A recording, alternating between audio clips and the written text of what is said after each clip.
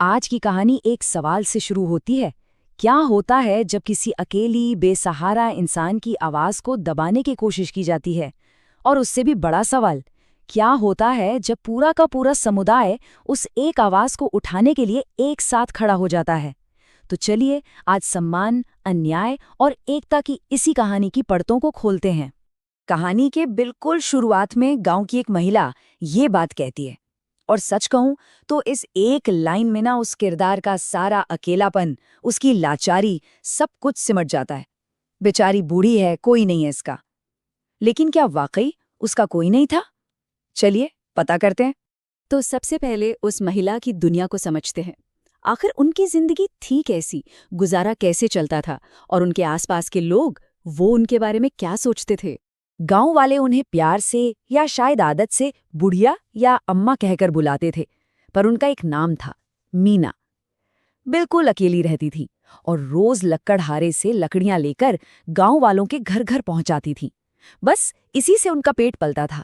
हाँ, गरीब जरूर थीं, पर किसी के आगे हाथ नहीं फैलाती थीं। अपनी मेहनत और अपने स्वाभिमान से जीती थीं। पर ऐसा नहीं था कि मीना बिल्कुल ही अकेली थीं। इंसानियत की एक छोटी सी किरण उनकी जिंदगी में थी। गांव की ही एक बहू, वो उन्हें हर रोज एक ताज़ी रोटी देती थी, ये जानते हुए कि अम्मा भूखे पेट काम करती हैं।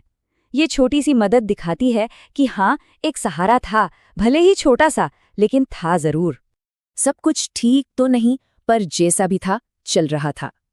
और फिर कहानी में एंट्री होती है असली विलेन की, गांव का मुखिया, जिसके अपने कुछ प्लान्स थे, और उन प्लान्स के बीच में आ रही थी मीना की वो छोटी सी दुनिया, उनकी वो झोपड़ी।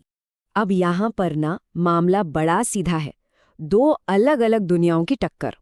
एक तरफ मीना, जिसके लिए वो झोपड़ी वो सिर्फ ईंट गारे का ढांचा नहीं थी, वो उसकी पूरी दुनिया थी, उसकी इज्जत थी। और दूसरी तरफ था मुखिया, जिससे वो जमीन सिर्फ एक जमीन का टुकड़ा दिख रही थी, एक मौका जिस पर वो अपने बेटे के लिए ईंट का भट्टा खोलना चाहता था। तो मुखिया ने क्या किया? उसने पावर प्ले किया। सीधे सीधे कानून का चोला पहनाकर एक धमकी दी।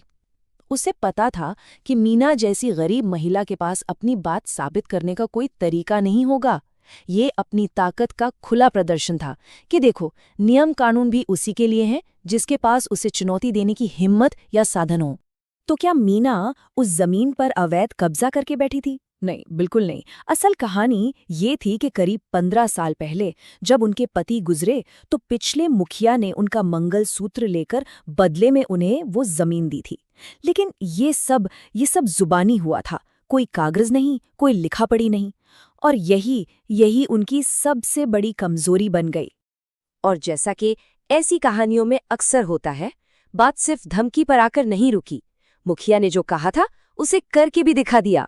मुखिया के आदमी आए और मीना के आंखों के ठीक सामने उनकी झोपड़ी, उनका वो एकमात्र सहारा, उसे तोड़कर मलबे के ढेर में बदल दिया। और उस तबाही को देखकर, उस मलबे को देखकर मीना के मुंह से बस यही शब्द निकले।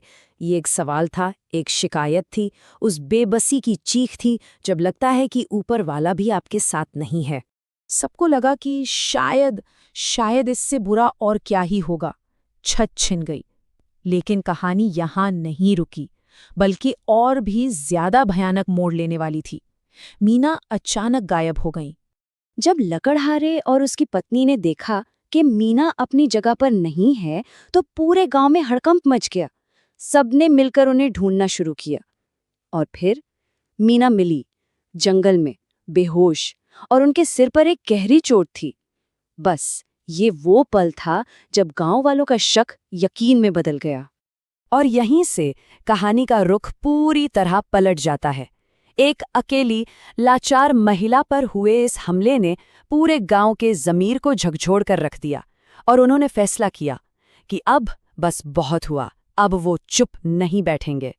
गांव वाले सबके सब सीधे मुखिया के घर पहुंच गए। उनका जो गुस्सा इतने दिनों से अंदर ही अंदर उबल रहा था, वो अब बाहर आ चुका था। और पहला सवाल सीधा चुभने वाला था, जो किसी के भी ज़मीर को झंझोर दे। तुमको शर्म नहीं आती है? मुखिया ने जब बहाने बनाने की कोशिश की, तो गांव वालों ने साफ साफ कह दिया। उनकी आवाज में अब डर नहीं था, अब चुनौती थी। हमको गांव वालों को मूर्ख समझता है तू? और जब मुखिया ने अपनी गलती मानने की जगह अकड़ दिखाई तो लोगों के सब्र का बांध टूट गया। बात अब सवालों से आगे बढ़ चुकी थी। अब इंसाफ की मांग हो रही थी और भीड़ से आवाज आई, सर फोड़ दो साले मुखिया का। उसी भगदड़ में मुखिया का एक आदमी संतोष भागने की फिराक में था। गांव वालों ने उसे दबोच लिया और तब जाकर असली सच सामने आया। संतोष ने कबूल किया कि मुखिया ने उसे मीना को मारने को नहीं कहा था।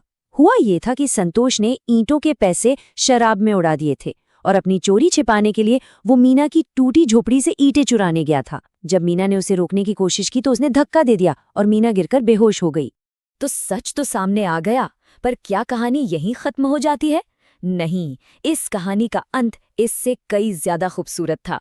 एक ऐसा अंत जहां न्याय का मतलब सिर्फ सजा देना नहीं होता, बल्कि किसी के जख्मों पर मरहम लगाना भी होता है।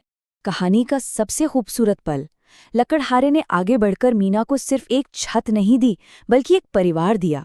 उसने कहा, अम्मा तुम मेरी माँ जैसी हो, तुम हमारे साथ रहोगी।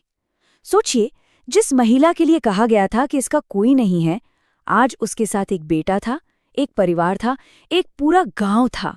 तो ये कहानी हमें एक बहुत ही गहरे और जरूरी सवाल पर लाकर छोड़ती है। क्या एक ताकतवर इंसान का लालच ज्यादा बड़ा होता है या फिर एक पूरे समुदाय का ज़मीर जो सही के लिए एक साथ खड़ा हो जाए? इस बारे में सोचिएगा जरूर।